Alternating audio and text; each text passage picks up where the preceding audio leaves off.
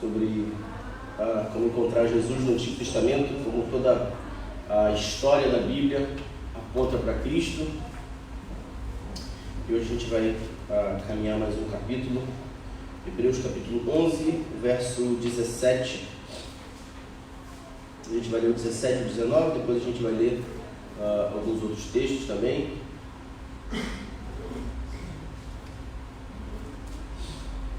Hebreus capítulo 11, verso 17, diz assim: Pela fé Abraão, quando Deus o pôs à prova, ofereceu Isaque como sacrifício. Aquele que havia recebido as promessas estava a ponto de sacrificar o seu único filho, embora Deus lhe tivesse dito: por meio de Isaque sua descendência será considerada. Abraão levou em conta que Deus pode ressuscitar os mortos e, figuradamente, recebeu Isaque de volta dentre os mortos. Vamos orar?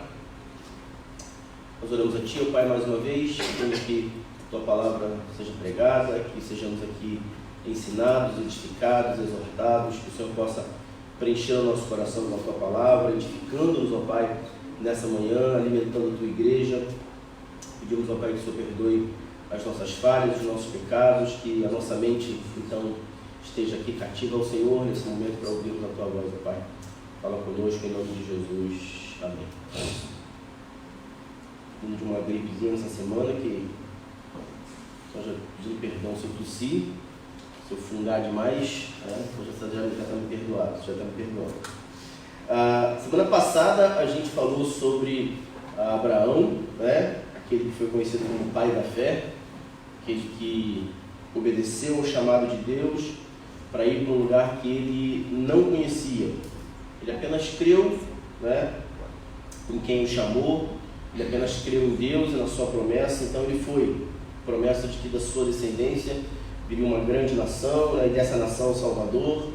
Deus prometeu a Abraão uma terra, nós vimos isso, muitos descendentes, que ele seria muito abençoado, que o seu nome seria conhecido, que dos seus filhos, um em especial, que através dele todas as famílias da terra seriam também abençoadas. E hoje a gente não poderia deixar de falar, no domingo seguinte, dessa promessa, que é o seu filho, um fator crucial. O seu filho Isaque é um fator crucial para todas as promessas de Deus a Abraão. Todo mundo, você já ouviu falar sobre Isaque. É necessário que você entenda, a gente falou um pouquinho no último domingo, mas é necessário que você entenda como se deu esse nascimento, de que Abraão, Abraão tinha 75 anos, quando recebeu a promessa de que seria pai, já muito velho, a sua esposa estéril, e o que já era praticamente impossível, aos olhos humanos, fica ainda pior, porque o milagre não foi instantâneo, Deus o fez esperar ainda por mais 25 anos. E nós vimos no último domingo que durante esse tempo Abraão vacilou na sua fé, teve relações com uma empregada e gerou um outro filho chamado Ismael. Mas esse não era o filho da promessa, Deus não prometeu Ismael, Deus prometeu Isaque. Esse aqui pode acontecer com muitos de nós, muitas vezes, A gente começa muito confiante naquilo que Deus falou, a gente começa muito confiante nas promessas de Deus, mas, como a gente falou no domingo passado também, a disciplina do tempo é uma das mais complicadas, uma das mais difíceis, a espera, a gente dar tempo para o que Deus está fazendo, e Abraão não permitiu isso. Abraão quis se intrometer no trabalho de Deus, tentou fabricar uma condição para Deus agir. Quantas vezes a gente faz isso, A gente tenta fabricar uma cena, então assim, agora o Senhor pode agir, está tudo certo, A gente tenta fazer meio que o trabalho de Deus, mas assim como Deus o chamou para uma terra que ele não conhecia, uma terra que Deus não deu a Abraão detalhes de onde era ou de como seria, Deus também prometeu a ele um filho e não deu os detalhes de quando e como. Era apenas para Abraão confiar em Deus, colocar a sua confiança em Deus. Então a gente viu também que uma das palavras que podem resumir a Bíblia são as palavras confie em mim. Nós somos levados em todo o tempo, convidados em todo o tempo a confiarmos ainda mais. E é muito importante que em algumas situações que a gente vê de pessoas que se encontraram com Jesus, elas estavam dispostas a algumas coisas, mas elas foram convidadas a crer um pouco mais, né? Então, a gente acha que a espera às vezes está no nosso limite, mas eu e você somos convidados a confiar um pouco mais, a crer um pouco mais. Então, depois dessa longa espera, fé de Abraão ser testada ali por 25 anos, seu filho nasce e ele é provado de uma forma ainda mais profunda, da qual eu e você, para muitos ainda, essa história de Deus pedir o filho de Abraão, Isaac, é ainda complexa, né? Difícil de entender, porque se Deus sabia do seu plano, se Deus disse que do seu filho nasceria uma grande nação, por que esse pedido? Deus sabia que esse plano de salvação só poderia se cumprir se Abraão também confiasse plenamente nele. O que Deus faz nessa situação ao pedir o seu filho Isaac é deixar claro a Abraão que Deus estaria agindo nele e Abraão precisava fazer tudo aquilo que Deus pedisse, colocar mais a sua confiança. Então Deus usa uma forma que era comum naquela época, a forma de cultuar a Deus, que era através de sacrifícios, né? de ofertas, como presentes demonstrados como amor de Deus, ao amor de Deus. Abraão tinha esse costume, só que Deus desafia Abraão a trazer uma coisa diferente. Deus convida Abraão, pede a Abraão seu filho Isaque. Se Deus sabia que o plano deveria continuar, né, e dependia do filho de Abraão, porque Deus faz esse pedido, né? E esse é o único relato na história de Deus pedir um sacrifício humano a alguém, né? Deus não quis uma cabra, era tão mais simples, né? Deus não quis um cordeiro, mas quis seu filho Isaque. Só que Isaque, além de filho, era o filho a quem Deus prometeu. Era o filho a quem Deus disse que viria uma grande descendência. E nessa hora eu e você já estamos dizendo, poxa, como que Deus queria algo terrível dessa maneira? Provavelmente, quando a gente lê o final da história, a gente consegue perceber que Deus estava dando muito mais uma lição a Abraão do que propriamente querendo o sacrifício do seu filho. A gente vê que o sacrifício não aconteceu, a gente vê que Deus estava fazendo uma escola com Abraão, mas no momento de Abraão, imagine você no desenrolar dessa história, Abraão não entendeu como que o Senhor está me pedindo o filho da promessa, aquele do qual a descendência se perpetuará. Mas na Bíblia, durante essa história, você não vê em Abraão as suas discussões, ou então murmurações, ou então Abraão não compreendendo ou reclamando com Deus o porquê Deus estava pedindo isso. Então nessa história nós temos muitas lições, porque obviamente que Abraão não entendeu, não compreendeu porque Deus estava querendo aquilo, mas Abraão já tinha uma bagagem de experiência para compreender e saber quem Deus era. Que Deus era o seu pai, que Deus o amava, e mesmo sem compreender plenamente, Abraão preferiu confiar em quem Deus é. E essa é uma das lições que você precisamos retirar nessa manhã para as nossas vidas, porque muitas situações como essas vão acontecer na nossa vida, onde nós temos uma ordem de Deus, um princípio de Deus, e muitas vezes a gente não compreende, ou então Deus está nos levando por um caminho, por uma terra que a gente não conhece, está nos levando por situações que a gente não imagina porque estamos passando por ela. A gente não consegue compreender porque algumas situações ainda estão acontecendo com a gente. Mas se sua vida está nas mãos de Deus, se você não está entendendo o que Deus está fazendo, faça como Abraão, confie em quem Deus é. E é assim a nossa vida. Quando a gente não entende o que Deus está fazendo, a gente precisa confiar em quem Deus é. Porque você pode se relacionar com Deus de duas maneiras diferentes. Ou você pode se relacionar com Deus como um patrão, onde você entrega o seu trabalho, entrega a sua performance, e no final do mês, então, Ele provê para você. Então, no final do mês, no início do mês, enfim, Ele então te entrega a contraprestação do que você fez. No entanto, se você não apresenta essa performance, se você não trabalha, obviamente você sabe, você não recebe. Mas Abraão se relacionava com Deus como um pai. Por mais que a gente não compreenda algumas razões, alguns porquês dos nossos pais agirem, a gente precisa confiar em quem eles são, que eles nos amam, que eles querem o nosso bem. E a maneira como nós relacionamos com Deus, como nosso Pai, é porque os nossos pais não estão nos tratando de acordo com a nossa performance. Se os seus filhos te desobedecem, você não deixa de colocar comida na mesa. Se os seus filhos fazem algo que não deveria e você brigou, e você corrigiu, e você disciplinou.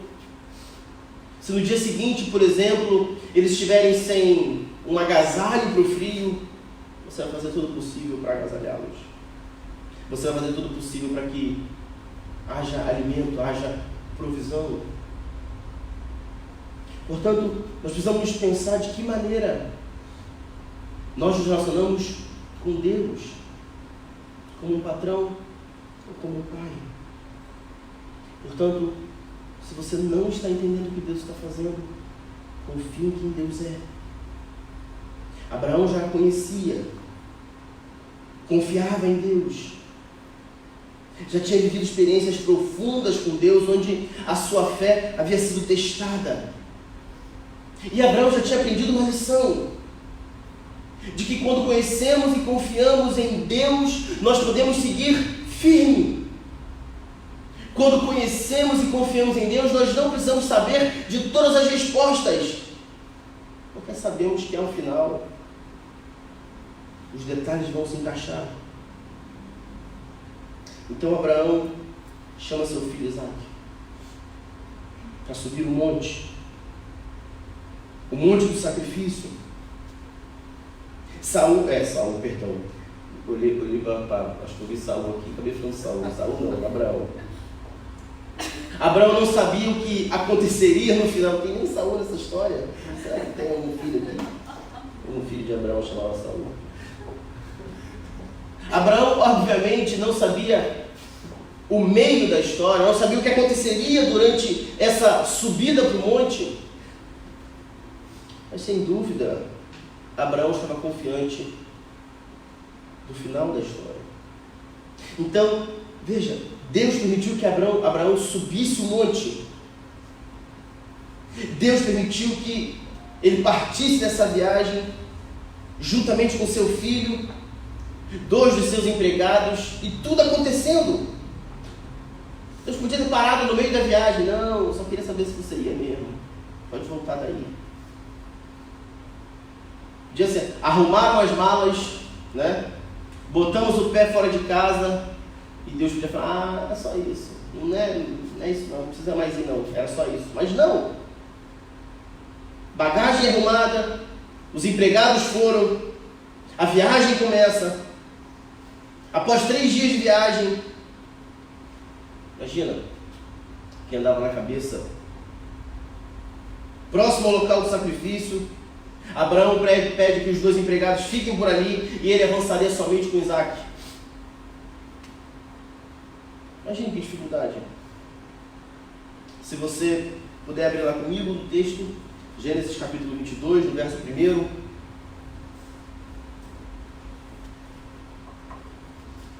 Gênesis capítulo 22, verso 1. Está comigo no início da sua Bíblia. Diz assim, Gênesis capítulo 22, verso 1. Passado algum tempo, Deus pôs Abraão à prova, dizendo-lhe: Abraão, ele respondeu: eis-me aqui.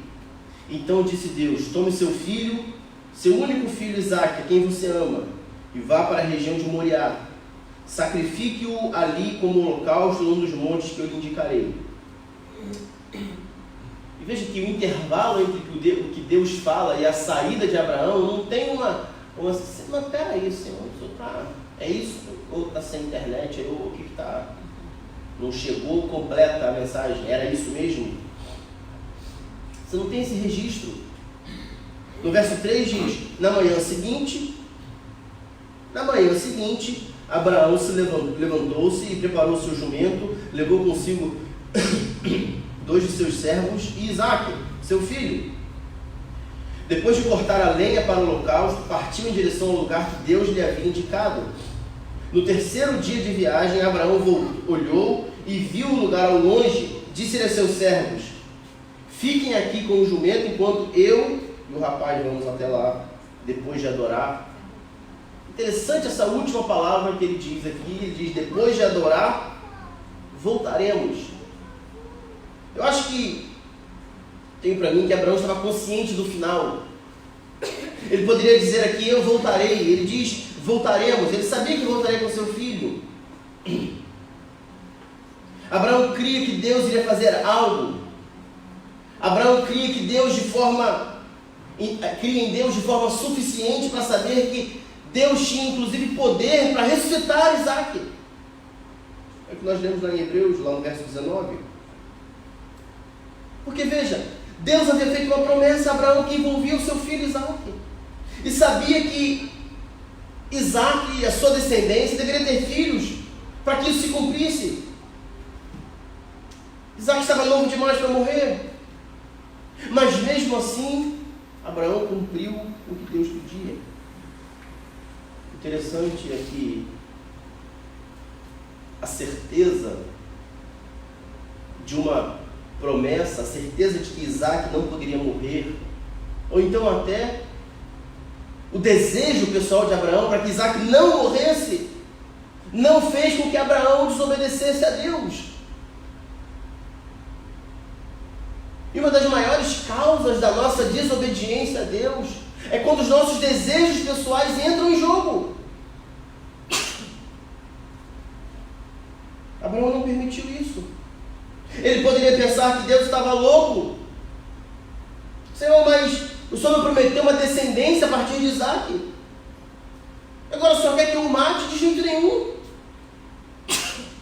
Como eu vou ser conhecido como o pai que ofereceu o seu filho como sacrifício? São os pagãos que fazem isso, eu não posso fazer isso.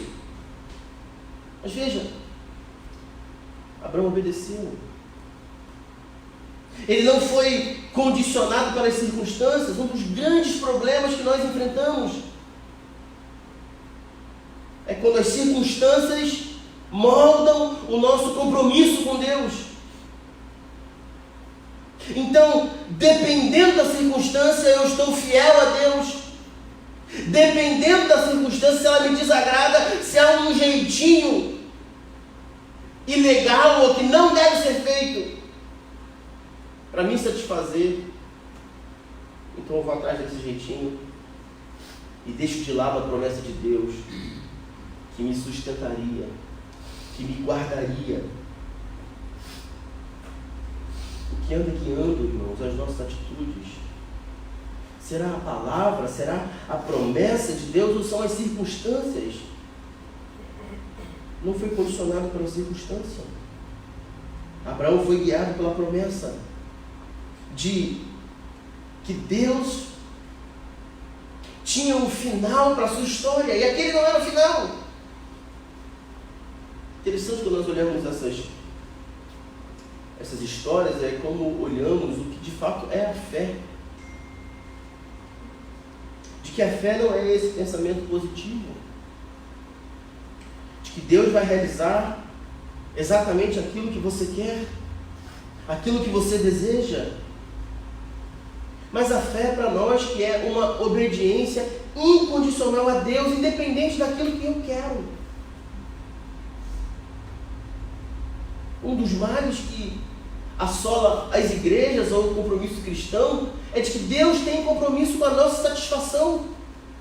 Então, se estamos insatisfeitos, não é de Deus. Se estamos então satisfeitos, opa, Deus está agindo. Não disse. Onde está escrito que Deus tem compromisso com a nossa satisfação pessoal?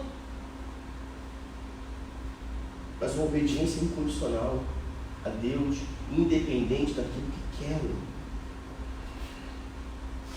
Quando olhamos para Abraão, nós vemos que fé é obedecer, mesmo que eu tenha 1000 razões para desobedecer. Qualquer um de nós entenderia a desobediência de Abraão. Qualquer um de nós acolheria os seus argumentos para desobedecer.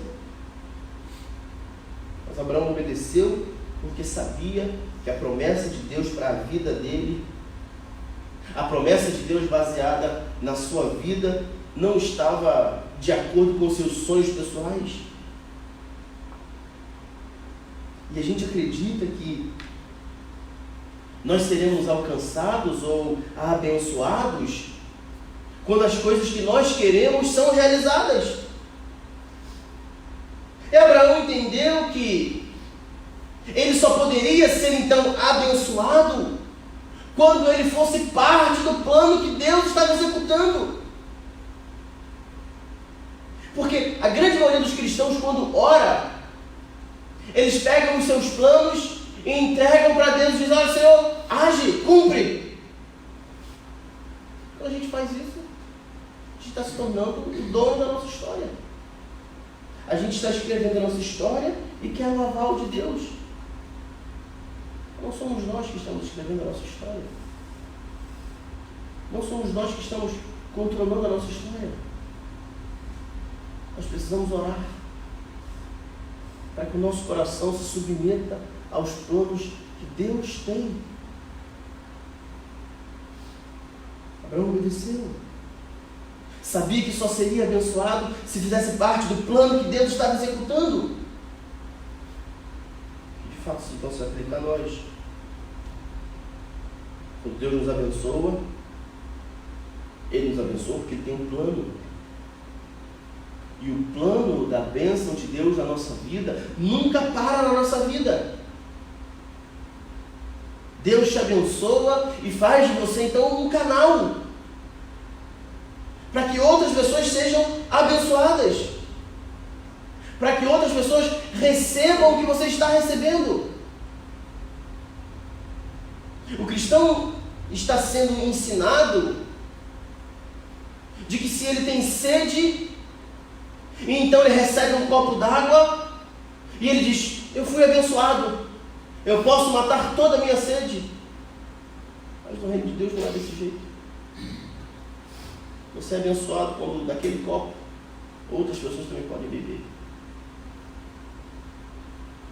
É assim que a bênção de Deus flui. Isso pode parecer um discurso difícil, eu sei, especialmente nos tempos de crise que nós vivemos e nos tempos de egoísmo que nós atravessamos. Mas essa história de Isaac, descrita aqui em Gênesis 22, citada novamente na carta aos Hebreus, para animar um grupo de judeus que estava passando por crises,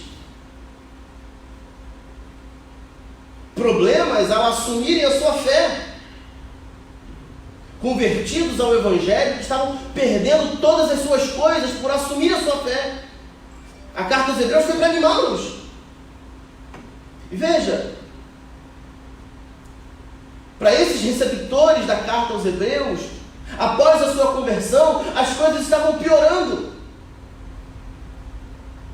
O governo podia sequestrar os seus bens, eles podiam perder as suas heranças, impossibilitados de entrar nas sinagogas.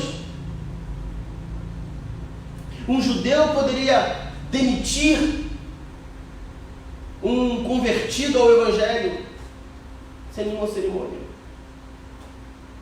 Podia ser julgado sem nenhuma prova. Para esses irmãos que receberam a carta dos Hebreus, parecia que tudo estava piorando. E esse capítulo 11 de Hebreus conta a história de homens de fé que continuaram a despeito das circunstâncias. a história também nos conta que Isaac permaneceu obediente na mesa do sacrifício. Quando seu pai estava com uma faca, pronto, empunhado para matá-lo. Que tipo de fé é essa, irmãos? Que a gente está olhando aqui para Abraão e Isaac. Será evidente que eu não quero colocar você na mesma situação que você faria. Acho que é desumano, né? Tentar colocar a gente no mesmo papel de Abraão ou de Isaac. Mas de certa maneira essa história precisa nos ensinar algumas coisas. De que coisas muito mais simples, com muito menos razões, nós desobedecemos. Nós abandonamos a promessa de Deus. Nós abandonamos o compromisso com a sua palavra. Olhar para essa história e quer ter fé. Obedecer a Deus mesmo que você tenha razões para desobedecer. A verdadeira fé produz obediência. Esse desapego por coisas passageiras, por essas coisas que são mundanas, porque a nossa certeza está nas promessas de Deus. Se você for aguardar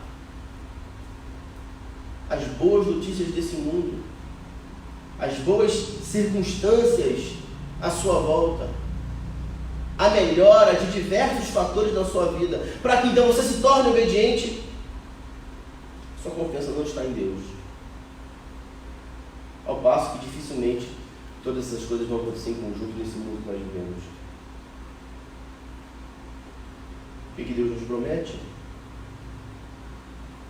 Seu perdão, nos adotar como filhos, nos dar o Espírito Santo, prometendo bênçãos à sua volta,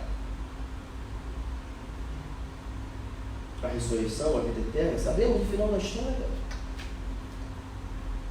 Eu e você, assim como Abraão, também sabemos o final da nossa história.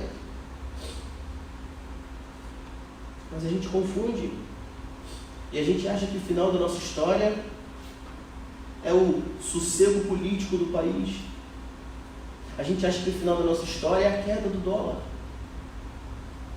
A gente acha que o final da nossa história é fazer todas as viagens que desejamos fazer, adquirir os bens que desejamos, ter o famoso equilíbrio financeiro da nossa vida. Então, a gente pode comprar tudo que deseja. Ok, era isso que eu queria. Foi isso que eu lutei a minha vida inteira. Não que essas coisas sejam condenáveis, mas elas não representam o final da nossa história. Eu e você sabemos o final da nossa história. Eu e você sabemos que o nosso final será na glória de Deus. Eu e você sabemos que Deus está, juntamente com o seu Filho, preparando lugar para a sua igreja. A nossa expectativa é a vida eterna e não essa vida. As faltas que estão à nossa volta hoje serão desfeitas na vida eterna. Ah, mas a minha perspectiva não é a vida eterna. Suas perspectivas estão erradas. Se a sua esperança está nesse mundo, você está contado entre os mais infelizes dessa terra, diz a palavra do Senhor. Sabemos o final da história. No entanto, é evidente que nós não temos todas as respostas. Não temos todos os detalhes que vão estar no meio do caminho. Não temos. O que eu e você precisamos fazer? Obedecer. Isaac perguntou ao seu pai: onde está o animal? Onde está o cordeiro que vai ser sacrificado? Seu pai não deu detalhes. Isaac também confiou, porque conhecia o seu pai. E a resposta de Abraão, a única resposta que Abraão podia dar a Isaac era: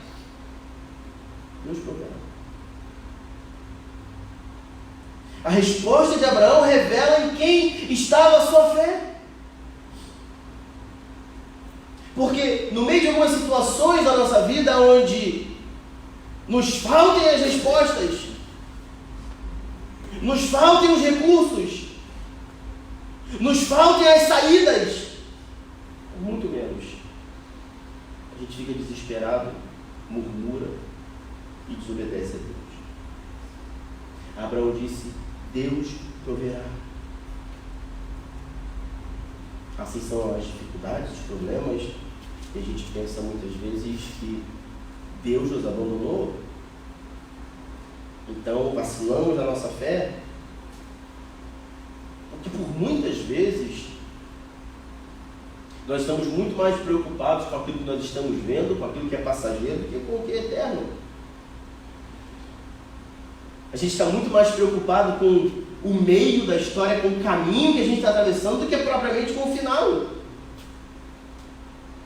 Precisamos entender que a maior promessa que Deus nos dá é a garantia e a segurança da salvação, a volta do seu Filho para reinarmos eternamente.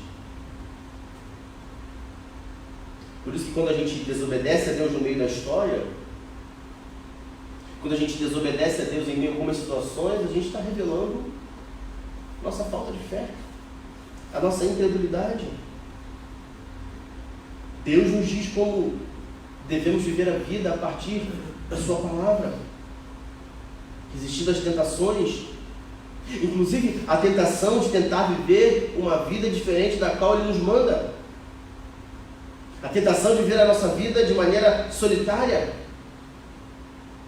Por mais que pareça que esse assunto esteja caindo em desuso no meio da igreja, nós precisamos acreditar que a obediência vale a pena.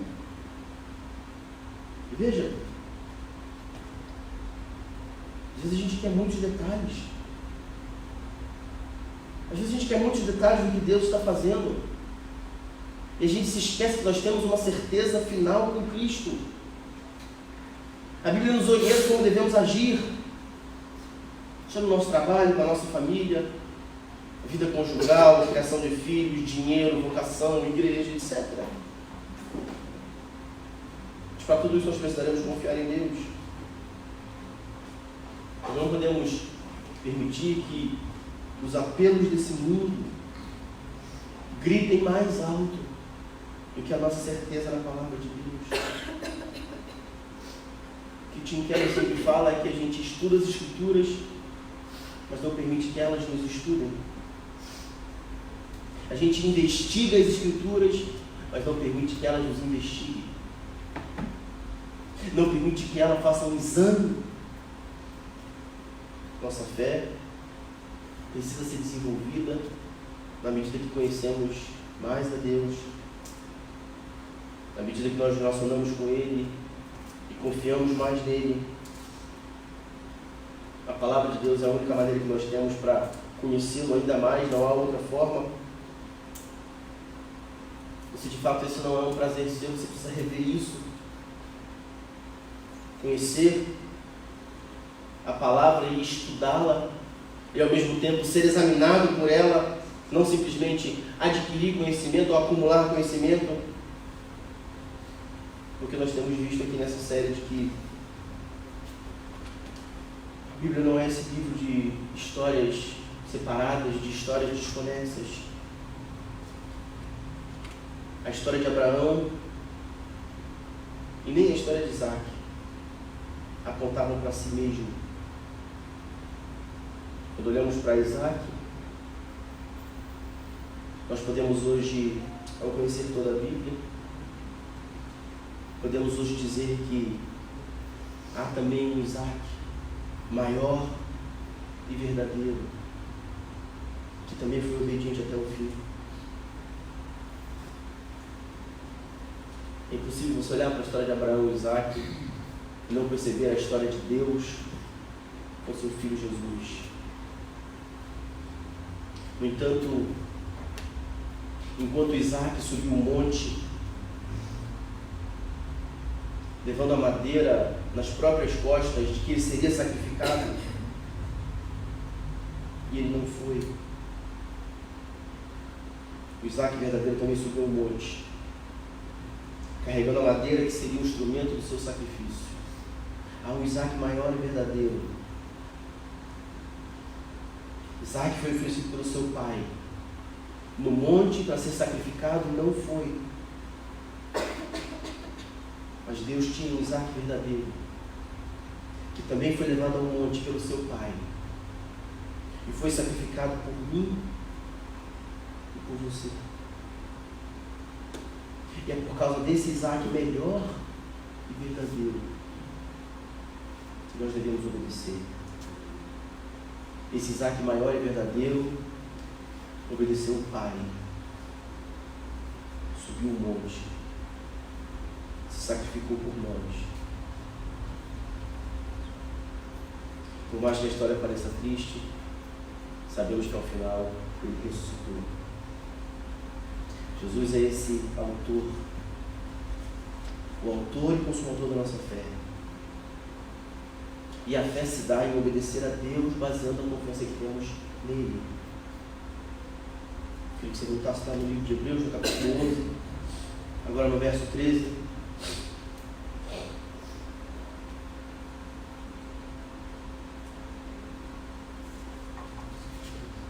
Hebreus capítulo 11, verso 13.